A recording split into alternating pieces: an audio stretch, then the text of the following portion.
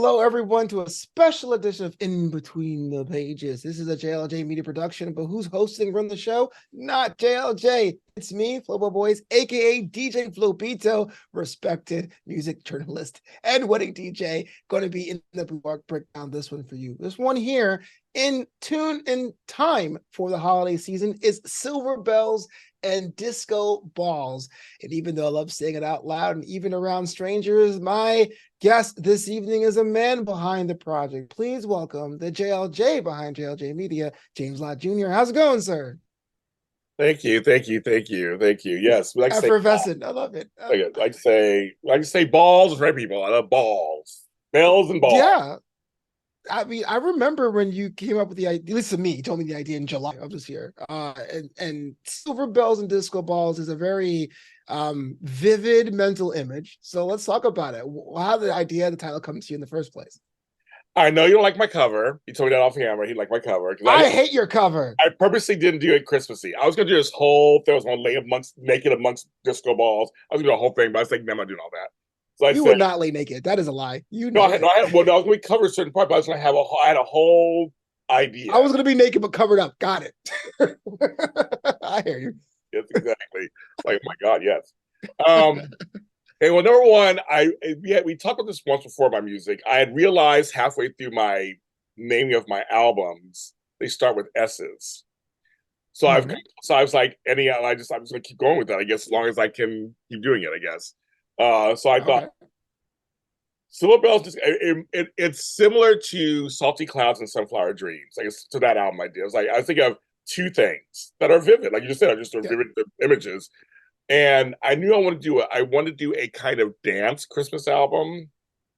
I thought, well, Disco Balls, obviously. And Silver Bells are Christmassy.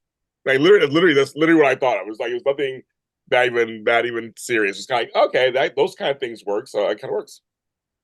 So it does work, and we'll get into it by track momentarily. But the main reason why the cover makes me go, oh, is that it's something very raw about it. It's a photograph holding a disco ball. To me, it's giving a bit of foreshadowing about this like stripped down, gritty, like we're just trying to make our way through. And even though those themes exist in this one, it's very fun. It's very polished. It's very winter wonderland. It's kind of a visual dissonance. That's all I'm saying. No, the thing, well, part of it is true. I've had a long year, as some of you know. And one day I want to do another kind of either Christmas or kind of album where I'm all dressed up. And I have ideas. I have ideas for future stuff. But this has been a rough 3 years, 2 years, 1 year. It was like my hair looked good that day and a giant disco ball. And I was like, literally, that's what it was. I was like, I'm doing this. I remember my last good hair day. It was a Thursday. And I had gelled back my hair, and I was like, "Oh my gosh, Flobito Suave!" That was like 20 years ago. But it's beside 40 years. Before we get into the album, I have one more question. I mean, last year I usually do, not this year, a Flobito Christmas playlist, and Santa is an Alien made debut on that one. That's not on this album, but I'm very fond of that song. You said it was a big hit for you. Did that success lend itself to any of the tracks here? Well, that's a great question. You should be a host. I should. You should. You should do some hosting. Have your own show. New Amsterdam. You should call it. Every Thursday. Every Thursday. On your channel, Flow Boys. But Flo and I are about bits. We're gonna work that bit out. This is funny. So Santa's an alien. Just like the gifts. Okay. So some of the biggest songs of my career, of my whole 8-9 years of doing this, two of them are Christmas songs. Nice. Let's go. So one of them is on the album. Ho. What? Sorry. Let's go. Ho ho ho. One of them is "There's Always Hope at Christmas," which we'll talk about that. We'll talk about that song later. I'm very proud of that song. And then of course Santa's an Alien, and Santa's an Alien came. I have to give Doug Hess props. He wrote an audio drama called Santa's an Alien. And when we were recording it, he was like, "You should do a song. Be kind of funny." So we kind of came with some lyrics kind of together or whatever, and I finished it out. and I sent it to our guy Palms, and he gave me this beat that's crazy. Like it sounds like an alien, and it sounds like Christmas. Um, Yeah. and it's one of my biggest. I mean, like in the thousands. Like when I look on Spotify, it's in the thousands. I just like it's like all year long. The song is one of my top 5 songs of the month. Every month that came out last year. And I know you called it an earworm. I guess it is, but I'm very impressed and shocked by the success of it. It's actually a really a minor hit. I mean, a hit for me, kind of somewhat. It is funny how sometimes you really can't tell what would, but sometimes you have an idea. You're like, oh, this is magic in the booth. And other times you have a song, you go, okay, let's try it out. And then bam, Yeah, it's no, and pretty I awesome. actually made money off of it. I mean, I actually made. I mean, I Hey, did enough because you don't make a lot of money on these things. But I made enough money. I made some money on it. Actually, that's what I knew was kind of successful. I'm like, oh, I'm getting like $300 here, and I'm like, wait a minute, it's actually the spins and downloads and saves. Like it's just people love that song, and I'm like, I don't know why, but and that song's with Chog, so it's not one of my solo. That's why it's on there. I have other Christmas songs that came out that are not on the song because they're not me separate. They're from with some other people. I have a song with Anthony Topazzi, Comes Down the Chimney. Those are all separate Christmas songs. I was putting out a Christmas song every year, about or two. mm-hmm. You can get those; they're out there. You can get them. This album has one previously released and 2 songs that were for other projects on here. Well, can I borrow $3? Sure. All right, let's get Sure, like sure, Silver $3, Bells sure. and Disco Balls. Since I'm $3 richer, I'm feeling pretty good about it. Let's talk about the first song. We're gonna go in order because I do think sequencing is very important here. I have questions about placements of some of the other songs. First up, it's a Mistletoe Surprise. 2 questions. One, why did this one lead off? And 2, was there a reference to Mistletoe Road therein? I wrote this song, Bristol Road, which co-stars Flobo. Hey, And I didn't release the music. So there's something that's played in the if you go to that episode or whatever, I think it's part of the season 2 or whatever, you can listen to the song at the end. But I didn't really release it. I think it's cute. I think it's a cute song because mistletoe. It's Christmas, mistletoe. It's something I thought it'd be a fun song because he's right. Sequencing is everything when it comes to putting albums together. There's a reason why everything is where it is. I thought it'd be a fun song to start off with. I almost started off with Sands at the Disco. I almost started off there. I was going back and forth, like which one I would start off with. No, it's a still surprise. Like surprise. Here's an album of 9 tracks you may not even expect. Kind of. It's also open the thing, and I love the song. I just love the song, but it does reference Mistletoe Row, which you can listen to anywhere and on your audio platforms. So that was such a good project, I guess, during the pandemic about this spoken word trio that like I don't know what happens, but they fall asleep. A coconut falls and drops in their head. I'm just kidding.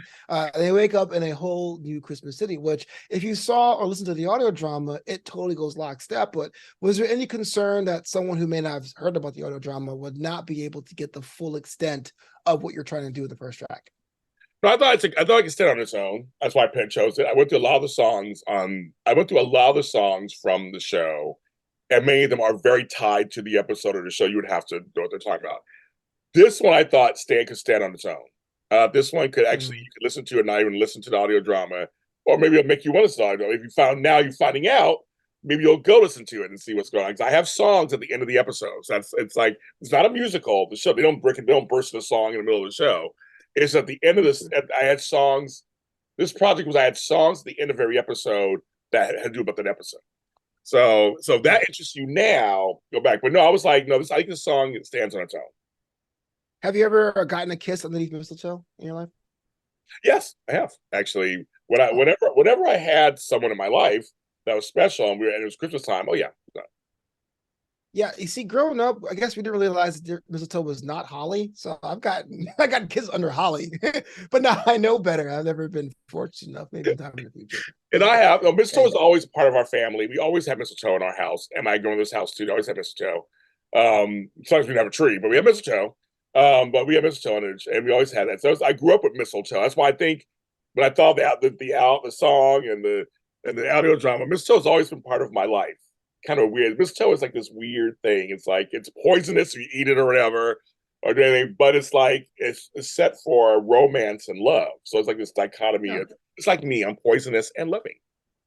Oh my gosh, you're poisonous. No, I was going to say I totally get that. Sometimes you get like symbols or like fruits or whatever. For me, it's the Statue of Liberty. Wherever I go and I see a Liberty symbol, I always see like it's always a good thing, right? A good omen, if you will. So I'm glad I asked about that. But yes, kids, holly is not mistletoe. Don't be trying to steal kisses if you can't afford the real stuff, which I've tried. So we shifted gears a bit because our second track is arguably one of the darkest, but not in a bad way. It's Another Christmas Without You deals with loss around a time where once you have a loss, you kind of associate one to two. And for some people who have lost someone during that season, it can be very depressing. My mom lost her mom, and every year she has a different outlook, a disposition, if you will. So walk me through that one and its decision to have that be the second song on the album. I never, oh my God, no, I never going to talk about this, and I don't know why I'm getting emotional already. I was like, James, we fine? You know why you wrote the song, and now I'm getting emotional already. Shit. Mm-hmm. Okay. Okay.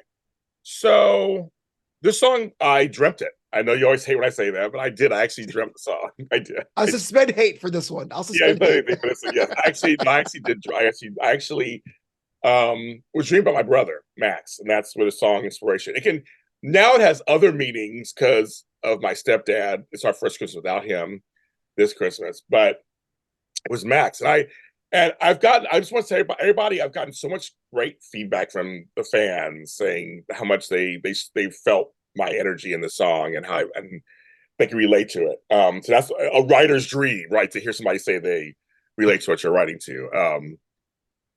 Okay, so I was like, I didn't want just frothy dance stuff. I'm always challenging myself in my music to do things different, whether it's a different use of my voice, different kinds of music, different cadences, different styles. I'm always trying to. I don't want to just have the same voice for every single song. I mean, some folks do that. I try to not you, Flo. But, Snap. We know. Anyway, some people they kind of sound the same and everything. But no, I know I have a very distinctive voice and I have a very distinctive style. I already know that, so that's out there. But occasionally I like to switch it up. So a song like, Lost and Found from one of my albums that come out and go, oh my God, where did that come from? Or I love Lost and Found. that's my favorites. And it's like, but I challenged my voice. I challenged the style. I said, okay, James, you can write meaningful songs. You can write something that's a little more. And I was like, I need a challenge. So I went to bed, I think, one night and I was dreaming about Max. And I was like, it's another Christmas. It's just like really simple. It's another Christmas without you. So, and I said, we're going to talk about the songs. I got to talk about it. No one talks about siblings or best friends or cousins, anybody or colleagues, any kind of peer group. Like you always talk about losing a parent or grandparent, auntie, uncle, mentor, stuff. But it's not. For me, it was not talked enough about. So I had no idea losing someone who's your peer, who's like a year older than me, a peer, somebody who's just like literally your age, that you were, was there before you got here and just figured will be with you to the end of whatever, goes away. And and he loved Christmas. So I used to do this,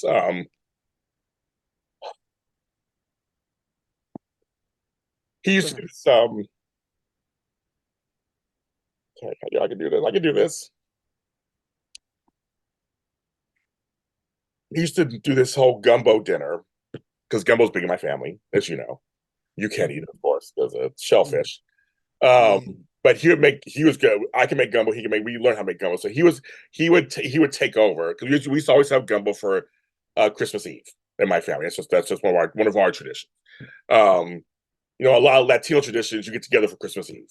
That's what you usually do. Yeah, Noche Buena. Yeah, exactly. So we get together because Christmas Day wasn't as important as Christmas Eve, right? And you go to midnight mass at the end, and that's the whole thing. So he would make gumbo and everything, and we would talk about it again already, and just like he was, everybody thinks James Lott Jr. is a lot. He was 10 James Lott Juniors. He was, I wish you could have met him. He was so like he's large. He was larger than life in a small package. He was like he made up for it in height he didn't have. He made up in personality. And I remember in the dream I was thinking when I see like he's working at Bed Bath and Beyond, and I would walk into he was a greeter. I walk into the store and immediately we start laughing. Why are we laughing? He was just like most of the other she goes, yeah, but she goes, I remember I was going to Target or whatever, and I hear Bon Bon. Bon Bon. My mom's name's Benita. So we don't call her, but we don't call her mommy. We always call her name. Bon Bon. And she turned and she said you just start smiling. That's what Max did. He was just somebody just made you smile immediately. So I miss that. Because there's very few people you run across that do that. Yeah. And I always say at the funeral, I've said at the funeral, it was standing room only. And I tell he would laugh. I'm telling this, he's probably laughing at me now. He had got fired from a job for doing something shady. And they came to speak on his behalf. Wow. It's just like, who's that? Yeah. That was him. So I can't believe the song came out. I just can't believe it's another Christmas. He's been gone 7 years. And I can't believe he's not here. Mm-hmm. That's all. I can't believe he's not here. So his lyrics are about that. Because it's just, I just feel like it's not fair.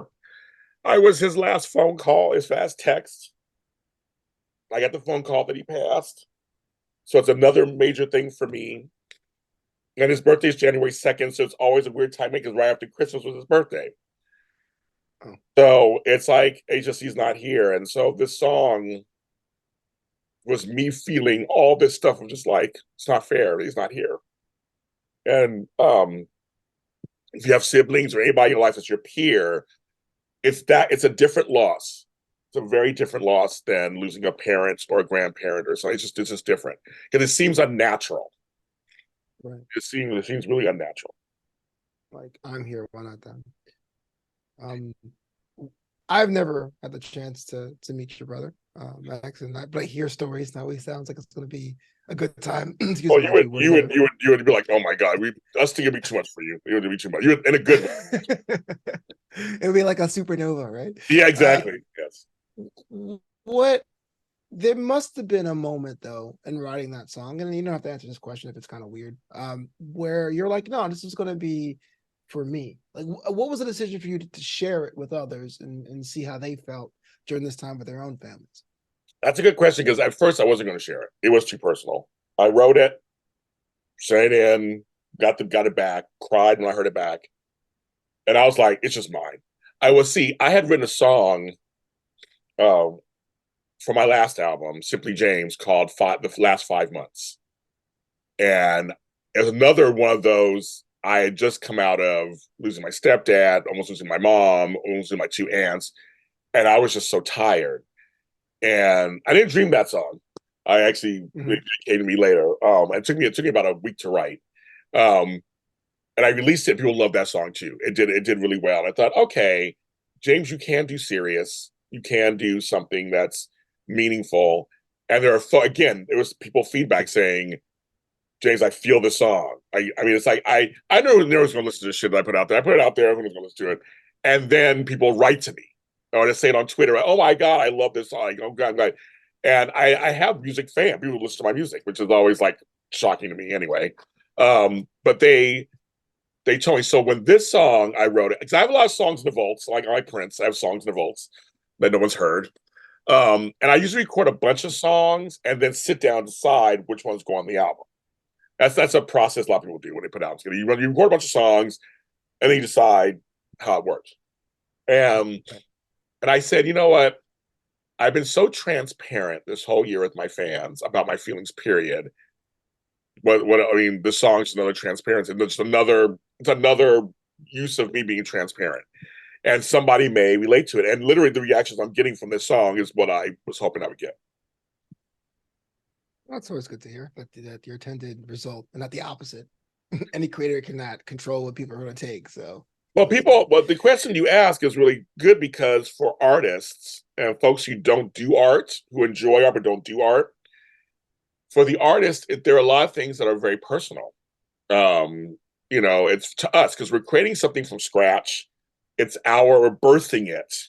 So it's going through the canal and it's coming, it's about to, we're trying to do it. And it's very, you're turning a mirror on you for people to look at through the whether it's a painting or a song or a show or an interview, like you're really turning it on yourself. And so it can be very scary to put something out and have someone go, "This is shitty. Oh my god, what is that?" Or they view a different way because they hear, "Wow, he's a sensitive Nelly. What's going on over here?" Like you just never know what people are going to say to you, and you're like, "But this is I'm putting my heart on my sleeve of my art."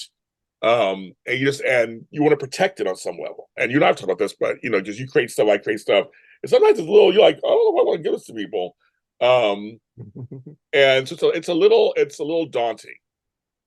Make a choice. Yeah, absolutely. But can we talk about something that's also daunting? Is the next track on this album, My Thanksgiving. James Lott Jr. knows that Thanksgiving is my favorite holiday of the year. Just being able to, no, I hate Thanksgiving. I actually hate it. But I will say this on the song My Thanksgiving, I have it in my notes. My favorite beat on the entire album. People have said there aren't many Thanksgiving bangers out there, but you proved them wrong. Here's what's crazy. I was waiting for, okay, again, I was waiting for talk about this song with you too, because I know how you feel about Thanksgiving. It's the biggest, it's the most viewed, most downloaded, most spin song on the album. I was looking at my numbers. It's the number one song on my album. And I'm like, I would have never guessed that in a grillion years.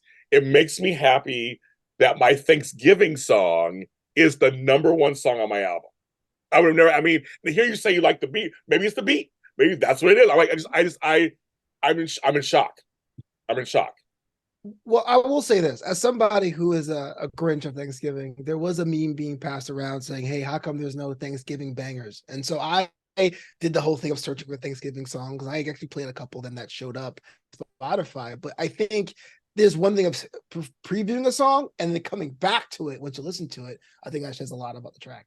It's in the thousands. Again, it's another one. It's becoming one of my biggest songs. Like I look at my numbers, I'm like, you get your unwrapped numbers on stuff. I'm like, that's my number one song on the album. Like it's like Santa's an alien. Again, it's like I'm like, you put a song out there. I'm thinking one of the other songs will be a bigger one, and that's the biggest one on the album is mine. I thought I gotta tell Flobo just to rub it in his face because it's just ironic. It's ironical. I don't understand. Well, I don't get it. I'm like, even I don't get it. I'm like, really? And see, my song started out as Game Hens and I had another title, a whole other title. And right. Yeah. Game Hens is something like, oh yeah, tell me more. So is that not buried, but that's definitely after one of your more personal songs in the album, and it's a holiday that is outside of the Silver Bell season. Yes, I always said if I do a Christmas album, I'm putting a Thanksgiving song on there. A dream of mine would do a Thanksgiving album, just because I think it'd be just hilarious. Like just with some funny comedy songs. Where that's a dream one day. That's like one of my many dreams I like to have. One day to actually a Thanksgiving album. But years ago, 3-4 years ago, I was writing a song that was called Game Hens, and I've got another title to it. And this song morphed out of that. Over the years, I was trying to write a good Thanksgiving song. So this song, my Thanksgiving, is like 3 or 4 years in the making. I've been changed titles, added this in there, changed the flavor of the song. It was like what I wanted to say, changed what I wanted to say. But I said, if I ever do a Christmas album, I will have a Thanksgiving song on there. I don't care. I will have one on there about why I think I've repurposed the meaning of Thanksgiving in terms of mostly giving thanks, time to give thanks. Yeah. It's a good food holiday. Where does Thanksgiving rank on your favorite holiday? Is it top 2, top 3? Yeah, like number 1. Like top 3. Top 3. What's a favorite side and dessert? My favorite dessert is sweet potato pie. That's my favorite dessert. I love it. I love it. My favorite side year round. You can't get it ready right now. My favorite side is dressing. I love dressing with gravy. Dressing with gravy. Oh yes. Yeah. I'm from Brooklyn. We call it stuffing, but yeah, I Oh yeah, like stuffing. dressing. What the hell? Yeah, no, I know. Like I'm gonna Thousand call it stuffing Island. too. Yeah, I'm gonna call it stuffing. I know. Yes, I know. I'm gonna stuffing. yeah. You Southern, I swear. Okay, but you're all Yeah, culture, so it's all good. yes, Your excuse. yes, but no, I But like no, the. Go ahead, please. I do think my Thanksgiving, as it pains me to say, it's good for a lot of reasons because it is a holiday. It doesn't really have a sonic feel because think for Christmas you have like the Super Bell cling cling cling or rock and roll when it comes to like 4th of July. Thanksgiving is really open. I think that's kind of cool that you put your hat in the ring when it comes to that.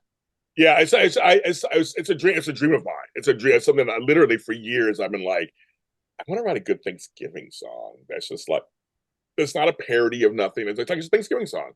And so hopefully every year people will listen. But I'm shocked by the numbers. I'm literally shocked by the numbers. I can't believe it.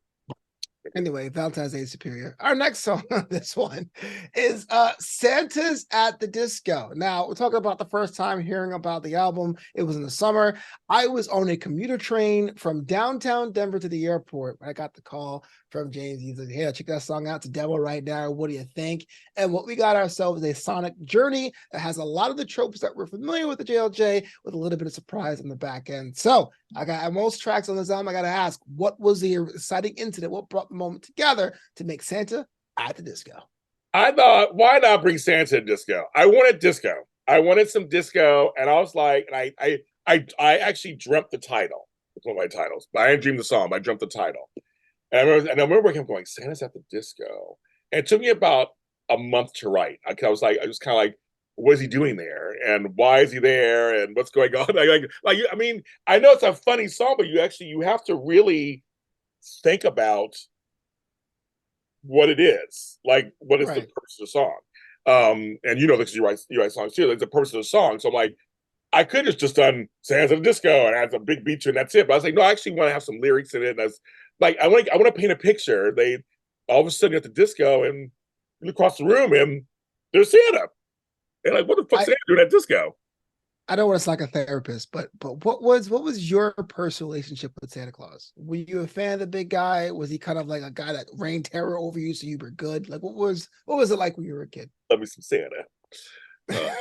Big and bearded. Like Big and bearded. he's married. Yes, he is married. He is married.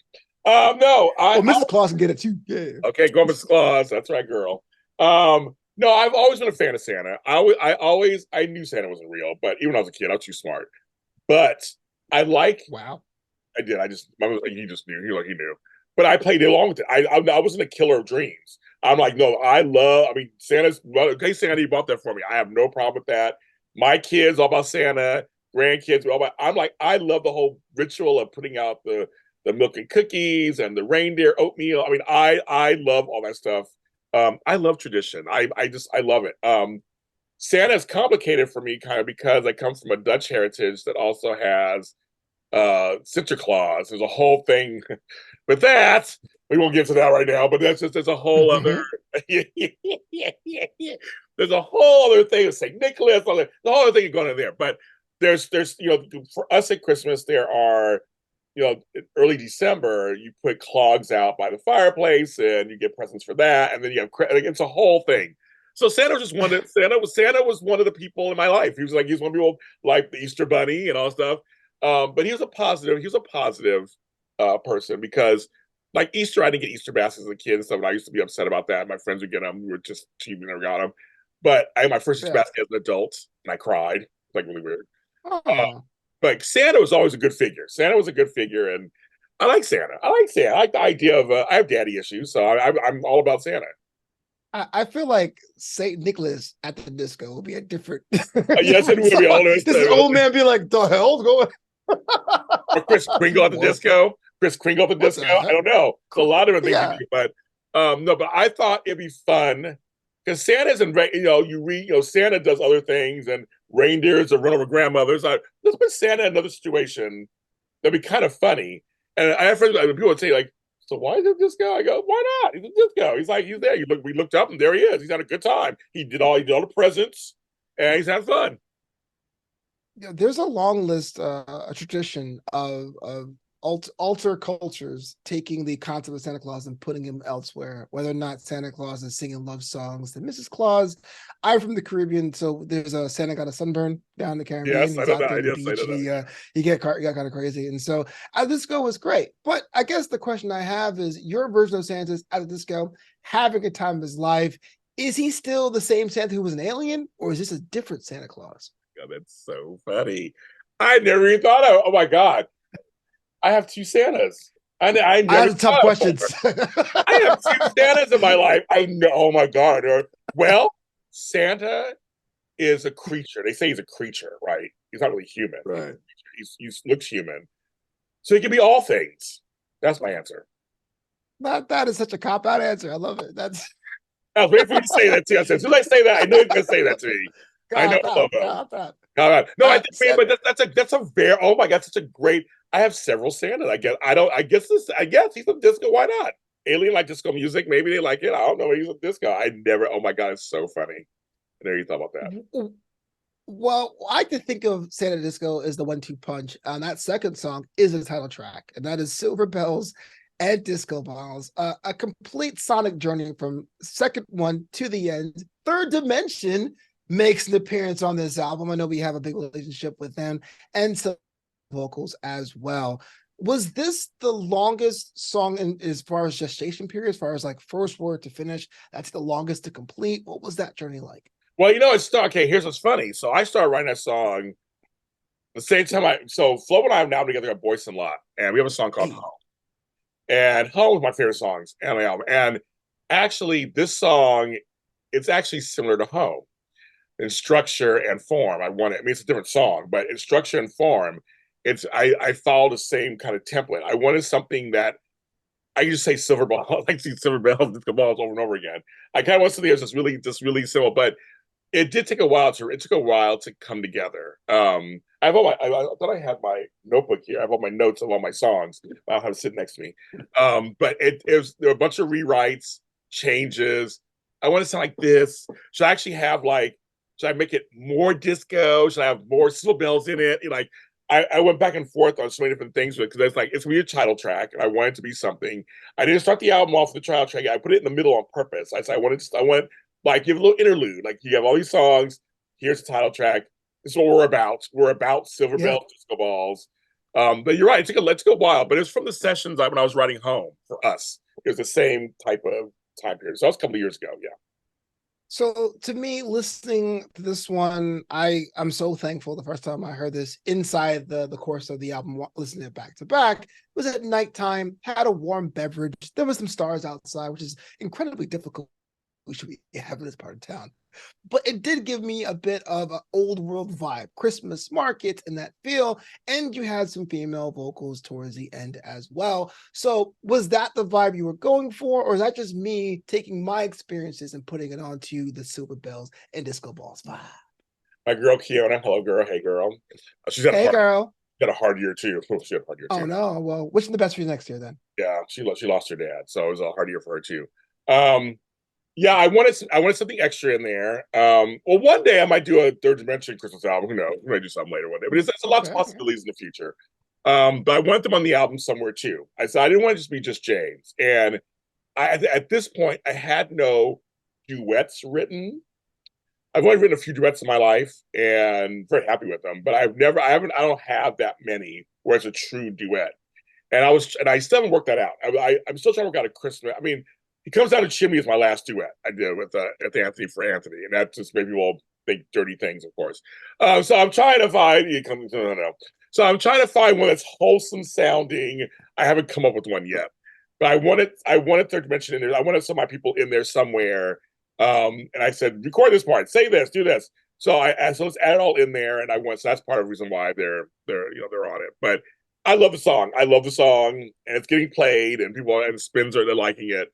But I want a title track that was kind of a little larger, but also laid back at the same time. Yeah. When you're working with these other collaborators, is it all virtual? Do you go to studio time? Is it? Or now it's virtual because it's where we still pandemic. I mean, I was post pandemic, but it's just easier to do it on here. A couple times I recorded with you in person in here. Same with Caesar, whatever. It depends.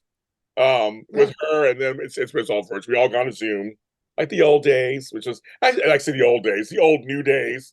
Yeah. It's fun. Like Anthony and I, he came once and we recorded some stuff here, but also we've done stuff on Zoom. When I get an idea, Zoom is like it's the easiest. It's either can you come over tomorrow at 5? I guess everybody's busy, and it's just easier. Yeah. Also, I have found in many ways when you're at home, this also goes to auto recordings. When you're at home and you're relaxed, and some people have dedicated spots like you do behind the dresser that's famous. That's getting also and a fake lamp. The best gift I've ever received right here. Exactly, that fake lamp. I love it. Makes it at home. Yeah. You get more. People are more relaxed. You get more out of them. Where they're kind of just like, okay, I would love to go back in the studio and stuff. I'd love to do that again. So far, it's not happening. It costs money and stuff. But right now, you're not here in my house. It's on Zoom. It works out fine. Well, this is kind of my next question because I'm totally a nosy, busybody. Well, in the past, you have worked with orchestras, and that'd be kind of cool to have a Christmas album with an orchestra, but that would probably involve space. Or would you do that also virtually? Well, here's the thing. No, that's going to be in person because they actually have a space here in Inglewood. So I would go. We recorded the album. So my album, speaking with strings. One blank for a second. My second album, Speaking with Strings. We actually I did it in front of the orchestra. It was a beautiful experience. I will never forget. And we recorded. They have a new song out that I produced called I'm Calling You. It's out now. It's just instrumental. I'm Calling You. It's out now. We released it a couple weeks ago. It's doing well. But we've talked about, I wanted 2024, I want to do a follow-up to Speaking with Strings. I've already started writing songs for it. Because I wasn't writing anything for a while, and now I'm writing again because the strikes and everything's over. I'm writing again. But I want to do an album with them, and I want to do it in person again. That one, no virtual. It's going to be in person. This time around, because back then when I did the second album, I wasn't doing all this, so I don't have any behind the scenes. Now I want to do behind the scenes footage. I have people there. I mean, I wasn't doing this back then. I feel like I've been doing this forever, but I haven't. Like this portion of my life literally is like 3 years of this part. Like about 4 years. But I recorded that 7 years ago. Like that's something totally long time ago. So now I want to do where I can actually be in the studio, show us doing the process, and the whole thing, and have lots of behind it because I have a Patreon, all that stuff, so I have all this content. So it'd be kind of fun to show me actually singing. That is in front of the orchestra. Fun. You have a Patreon. Tell me that. Tell me more about the Patreon. Patreon.com/James Lott Jr. I have 29 people so far. Wow. Yeah. People, and I put all kind of different tiers. You should join me there. I actually previewed 2 songs I just recorded on there recently. They're in my vaults right now. I have a song called Delete that I wrote that I like. I was angry one day and I was deleting people. And so the song's good. So people tell me what they think. I know people tell me what they think. But it's fun. I do all kinds of behind the scenes stuff on there. I don't share anywhere else. Patreon.com/James Lott Jr. I want to do more orchestra. But yeah, Christmas, that's the one where I want to go on the cover because I'm on the cover of the first album. Again, I was learning. It was just all new for me. I want to be like in a suit. I already got some. Oh, I got some album titles, I think, already. I was going to tell you to see a follow up. It's a little side note, folks. But I seriously, I just want to do it again. And the pandemic kind of stopped that because it was just like crazy. So let me see if I can pull up fast. I had some titles that I was like, there's Delete. I've been writing a lot of songs. I've been working with Anthony on a bunch of his songs. We're trying to get his album together too. Let's see, give me 1 second. Sorry, this is crazy. Here we go. So one title is Symphonically Speaking. That's one title. Okay. The S is return. Yeah, I can play on that. That was one. And then I can't find the others, but that was one that I was like, I think Symphonically Speaking was one of them. Well, I actually wrote a song called Why You Were Attacking Me. Oh yeah. Anyway, but yes. So I don't know, I wrote a song about that. But anyway, but yeah, so Somebody Speaking is one title I'm kind of playing, but I don't, who knows? I mean, I want to do something because I did Speaking with Strings. So I don't know, something like that. But yeah, Hope so no one texts you. Shifting gears a bit, going back to the world of the JLJ audio drama world. The yes. Kringles were the other pillar of the Holly programming. Can I say that? Can I be so bold? But the song from that show, The Kringles, makes it to this album. Thoughts about putting it on the album and putting it on the second half of the record? I wanted to start it that way. I was like, I started out with So Surprised. So now we're starting with a song for another audio drama, The Kringles. It's our second season. We're in the middle of it right now. Season finale will be next Friday. It's 2 seasons. It's hilarious. We have the best time. The best time recording it. I mean, if you go on my Patreon, we have all behind the scenes stuff on it. We're crazy talk on that. On this cast is crazy.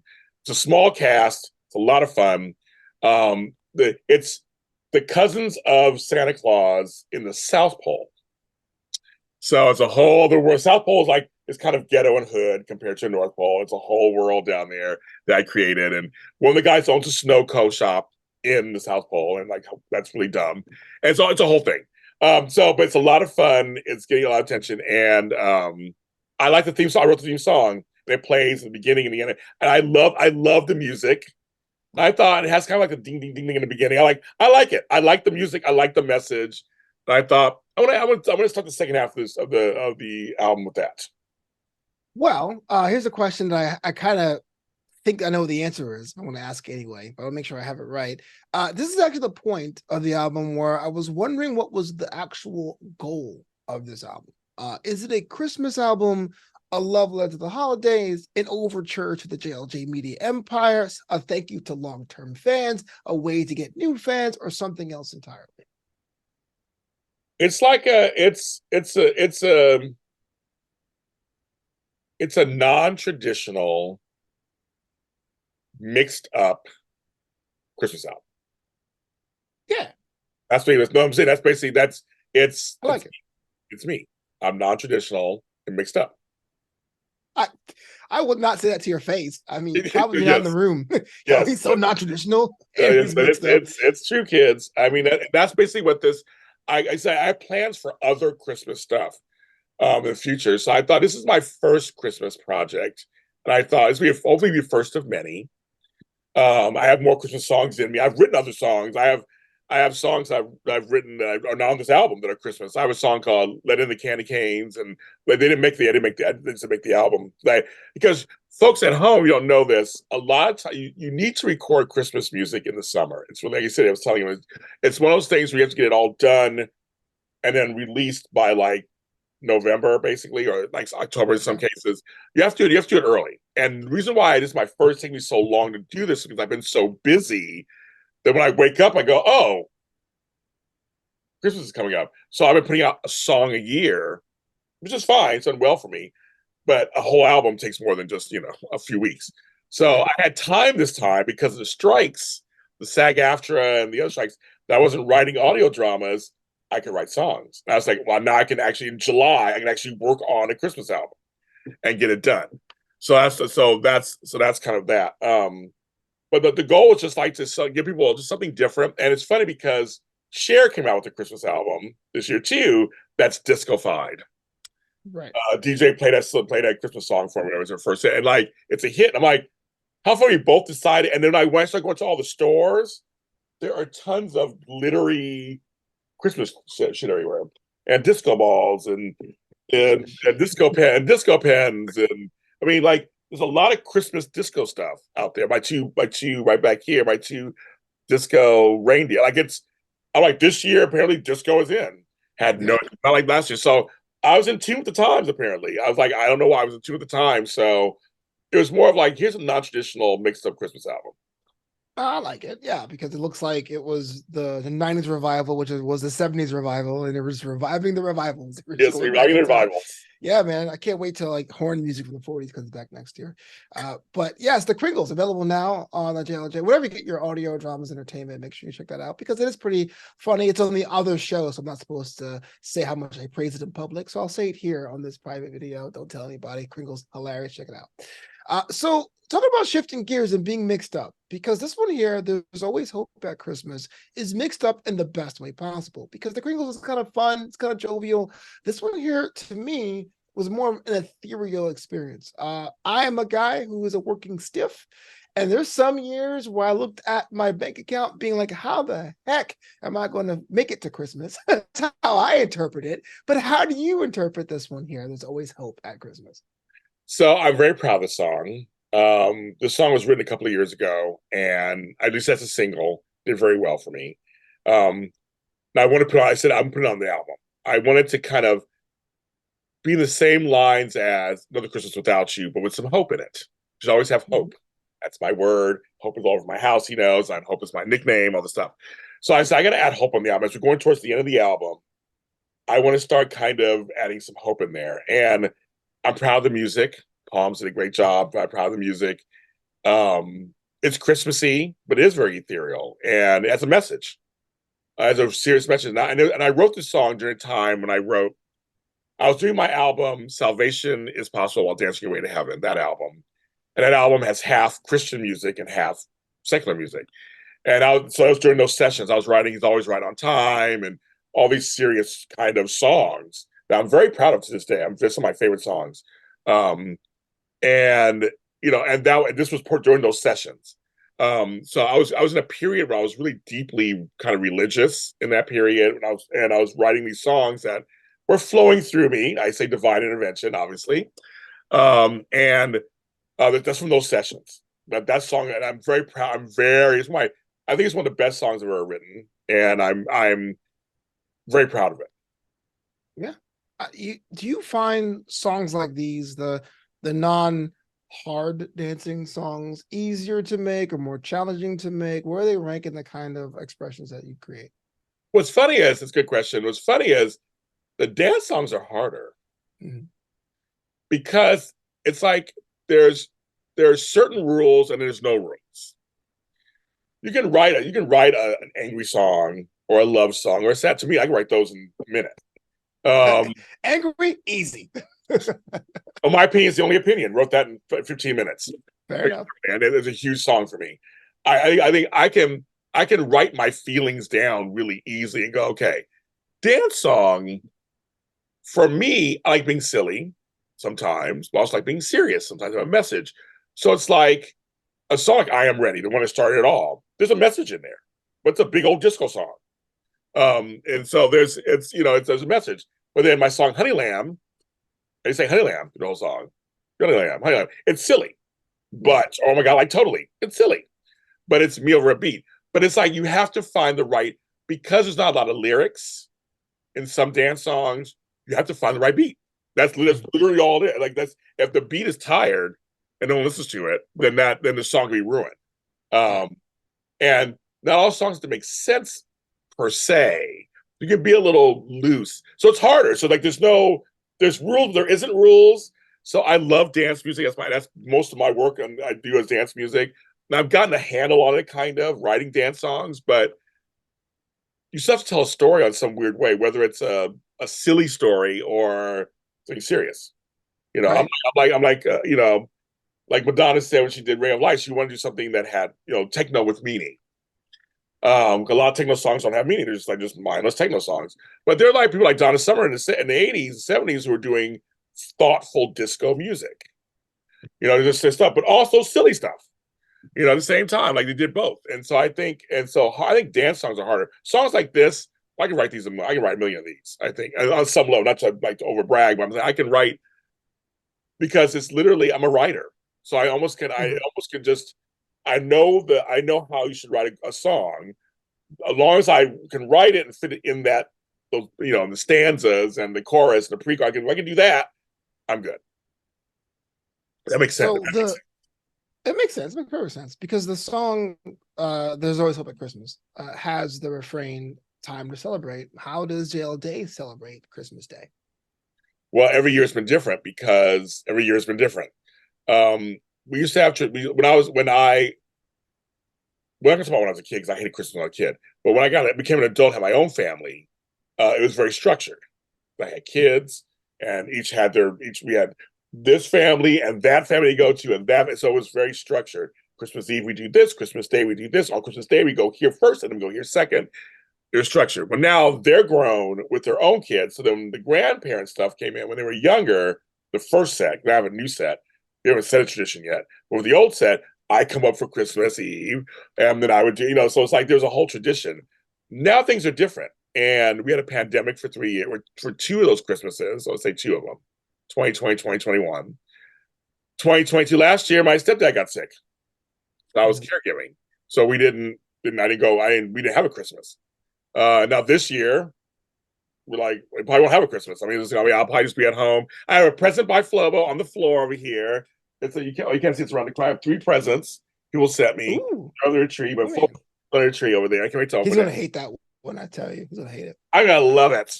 And so I'm open on Christmas, and I'll probably, whatever. I'll probably be live on Christmas. Who me? Who knows? I have no idea. I have no idea because I haven't had a traditional Christmas in at least last 6-7 years. It's been so. 1 year I had Bell's palsy. 1 year I just gotten back, and then it was great. Then we had the pandemic. Yeah, it's been the last 5-6 years were weird. So I have no idea. What are you gonna do What are you gonna do for Christmas? I don't know. I remember this time last year, I had a plan of giving myself a good old Christmas feast, and I ruined it. And so you and I went out to. That's why we went to eat that. Yeah, we went to eat that day. Yeah, exactly. But I have no plans because I had kept my schedule wide open for holiday parties, which never came as DJ Flobito. So this time next year, putting out in the universe with the way I break down music, book me today at Flobito. Book him. Book him. But I know I'm looking more forward towards New Year's Day. It's my favorite day of the year, and I'm working with you on that day. Yes, on New Year's Day. I like New Year's Day. I like New Year's Day too. That's really good. Yeah, but no, nothing. I'm going to celebrate by calling my family. That's pretty much what I can do. Same. I'll probably do FaceTime with the grandkids, and that's it. Because like I said again, I'm staying here for my mom, so I'm not going up there. And then my daughter may come next week. After next week. I guess if you say it now, next week, so may come next week. So they come down. That's crazy. The shortest, longest year ever. Yeah, I know. 2023. Oh, I know. Oh my God, I know. Talking about songs where I thought ideas felt like they were on 1 or 2 tracks at a time. The next one here, We Made It to Christmas, is the other side of things. You know what I mean? We all try to struggle with our family and our finances and our personal growth and what we want to do this year or next year and beyond. But when it comes time to December 25th, my half birthday, we all put it in perspective. What was the reason behind this one? Because my half birthday is very, very important.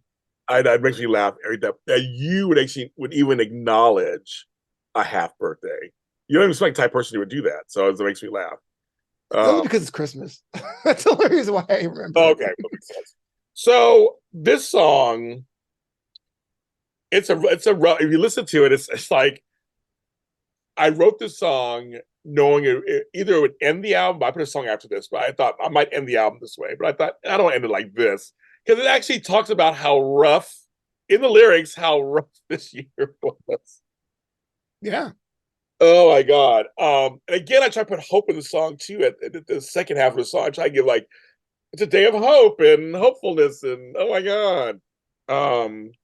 I think it ends the album. As far as the thematic theme, I feel like the next track we'll get into feels like an encore, but this one to me feels like the it was meant to be, but I was like, the next track of it was almost like an extra bonus track of some sort.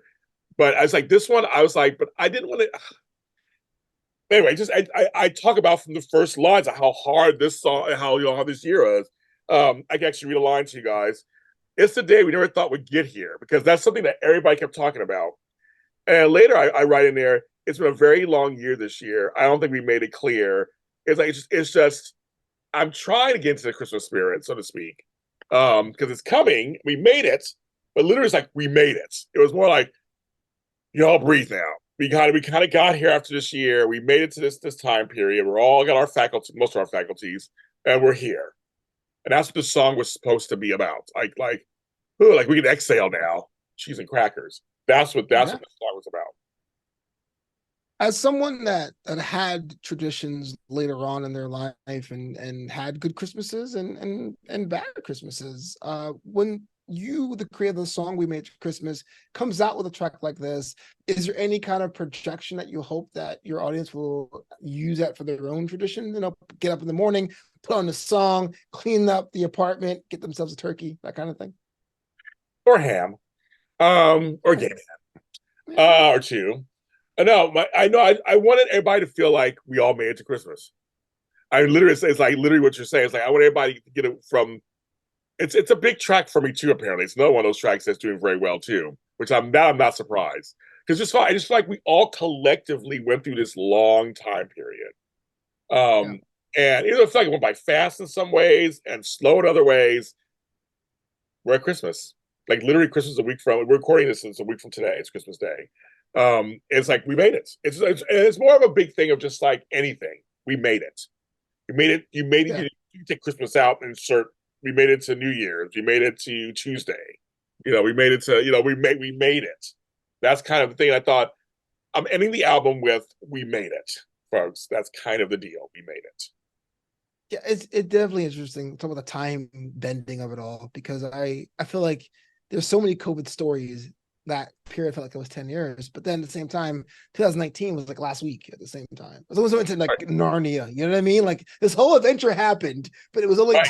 2 years when you got out of it. So it's so weird. Our sense of time has been distorted. And we also, not to get super, well, it's in between the pages, get into it, but just that we lived through something that wasn't natural. We went through, I went through a self kind of isolation in 18 when I had Bell's palsy. I come out for a year, then have to go back in, so to speak, where it was not my choice. So to speak, well, like, mainly not my choice. The choice we had, the world went into lockdown, and we had to survive this new normal that wasn't normal for the last couple of years, and now we're kind of coming out of it. Yet it's still there, and then we have other things happening right now. And before, after the song, and all this stuff happened in the Middle East, and it's just, just like there's so much stuff going on.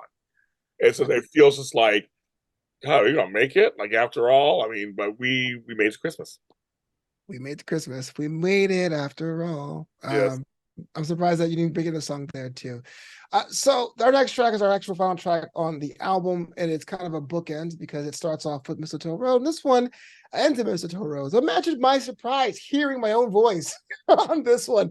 Words and Names. I gotta explain this one. It is from Mistletoe Road, which includes a spoken word group, and this is one of the in-world songs they sing on the end of an episode. Yes. It's my favorite songs I've ever written.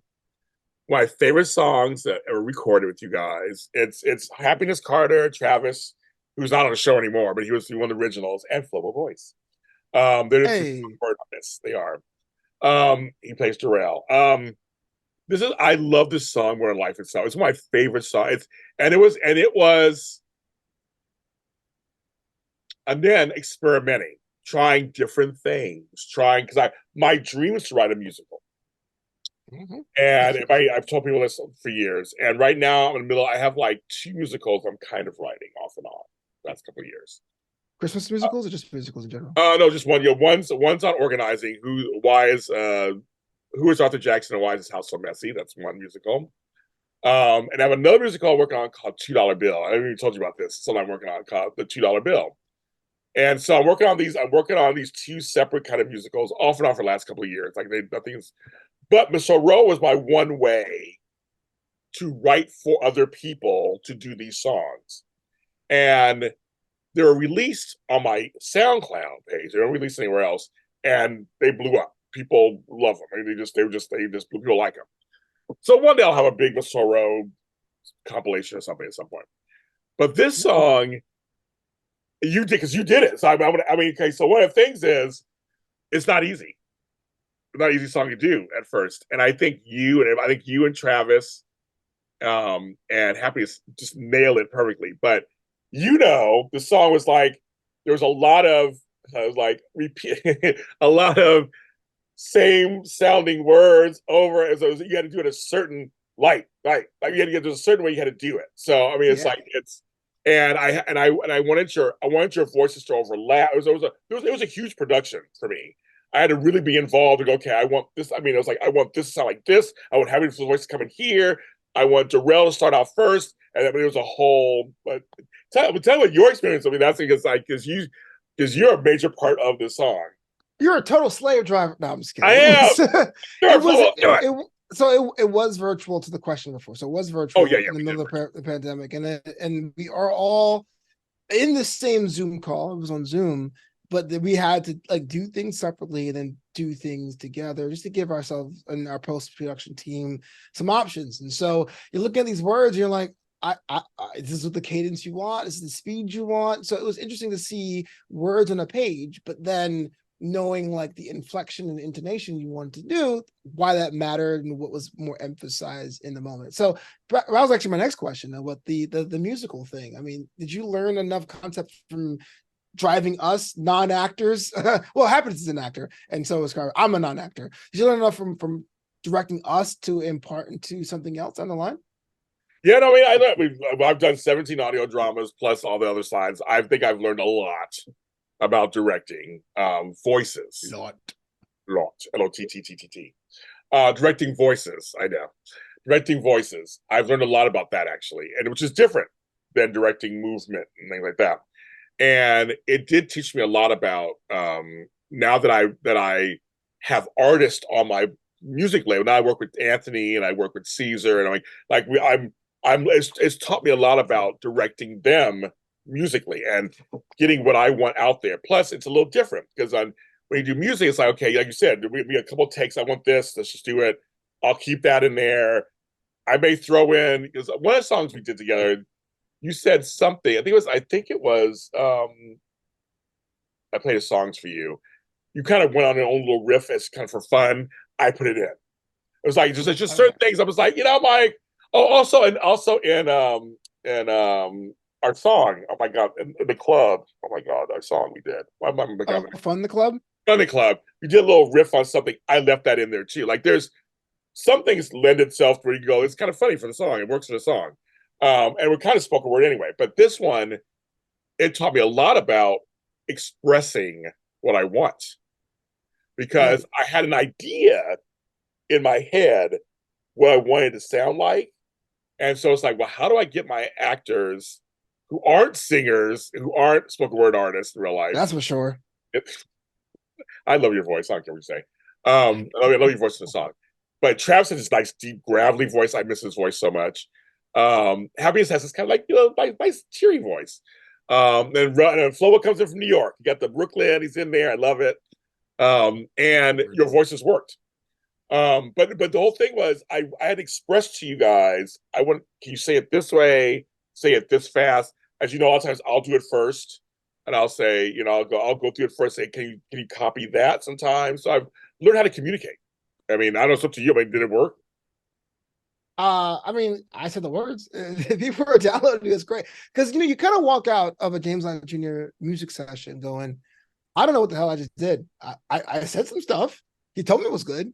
But then, 6 weeks later, you'll listen to the song and go, oh, I get what the vision was. And sometimes you just don't know until it's over. So I guess I should ask you. Everybody says that. No, before you say that, I was saying everybody says that. It was just funny because that's what it is. And I think also with the audio drama, sometimes we're like, well, it's like anything.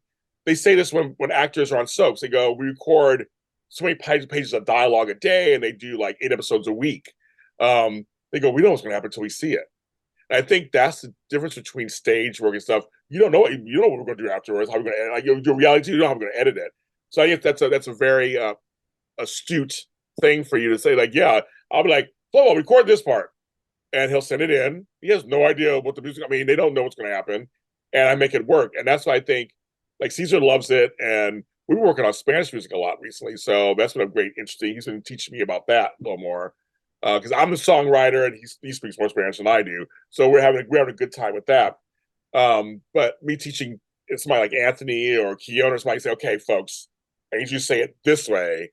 They follow directions great and they do it. And they're like, James, I don't know what's going to happen. They say to me, I don't know what's going to happen, but I look forward to hearing it. And then you said it comes out, you're like, it's magic. It's like, but it's a lot of times it's just I'm learning music and musicals it is pieces put together. Then you make the vision, then you have it.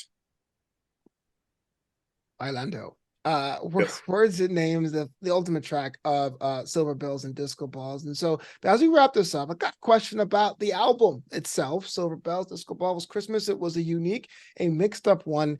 If there's going to be a sequel within this series, or if you're going to do a Christmas album, will it have a different look and feel altogether? It'll be different. It'll be different. It's going to be, like I said, I have ideas of, there's a couple of songs I'd actually want to redo on a remake. I was looking up public domain Christmas songs, and there's some that I can do. I don't want to pay a lot of money. I'm going to try to do these big songs, so I'll try to do it cheaply. So for the now that I have time, and I may start working on them again the first year, who knows? I want to record some songs that are traditional, add them on there. I want to do one with an orchestra or two with an orchestra. Also, I want to do. I think I want to do more of a almost a serious Christmas album next time. I guess this was more of like a intro to James at Christmas. But I want to do something a little more, maybe a little serious. But that's just me right now. It may change in a few months. My brain says I want to do in flute music. I don't know. Okay, all right. That's a little joke. That's or loud music. No, Sting. But no, I mean, I may change my mind. But right now, my idea is it'll be a whole different number. The next album will be different. Final question before we wrap this up. Is there anyone or any group to collaborate with when it comes to holiday music you haven't called up so far? Third Dimensions in there, Palms in there. Is any kind of group you want to say, hey, look, let's get together and make it work? Well, actually, I might be interviewing them again. They're my friends. They're called the Trills. And I've talked to them a little bit. I kind of want, they're an acapella group, and I want to do something with them, actually. They're really great. I think it'd be kind of fun. And another group called Them Fantasies. There's some friends of mine also. They're and they're from LA, and they did some Christmas music. It was kind of fun. They're more rockish, pop rockish. I love those guys, the high guys. I would mind do something with them too next year. My guy Pete Mills, I know he's been so busy doing his album, but he did Lost and Found with me and a few other songs over the years. Love Pete, love the way he works, love what he does. He's much more darker retro. I mean, I wouldn't mind do some kind of like a dark Christmas song. I wouldn't mind do some dark, and I know he would be the right person to go to for it. So yeah, I was looking up people. I mean, Mariah Carey. Just kidding. I mean, I was just like, Paul McCartney. No, anybody who's Christmas music, come to me. I'll do it. I'll work with anybody. But no, those are some folks for sure that I would love to do something, maybe something next year with them. Well, there you have it. Silver Bells and Disco Balls were available wherever you get your fine music. It's James Lott Jr. of JLJ Media. Now's the time we get to ask you the fun stuff. I want to connect with you. I want to collab with you. How I go about doing that? James Lott Jr. everywhere. Where he's sold. He's everywhere, kids. He's he's everywhere. He's on TikTok. He's on Instagram, YouTube. I mean, it's so simple. Either look up JLJ Media or James Lott Jr. You will find me. It is not even a joke. But I just want you to check out my music. I have a SoundCloud page, soundcloud.com/James Lott Jr., which has every song I've ever released to the public. My TikTok songs, theme songs. I have a surprise album on there that I put out a year ago called Surprise. That's on there, and I didn't release anywhere else. It's a freebie for folks. I think I have over 500 songs on there. I didn't realize I had that much music out there. I'm a recording artist, apparently, Flobo. I see that. I came up on Google once, like recording artist. I'm like, what is me? But SoundCloud gives you some of my commercials from back in the day. Like, it gives you a whole host of my audio kind of career. So check that out. Or wherever you find music, follow me. Amazon, Spotify, iHeartRadio. Just type in James Lott Jr. and give those supports. Yeah, a lot of support. So SoundCloud.com/James Lott Jr. So James Lott Jr. James Lott. Yeah, Jr. Yeah, Okay, Jr. I'll make sure. No, that's true. That's make true. sure people get it right.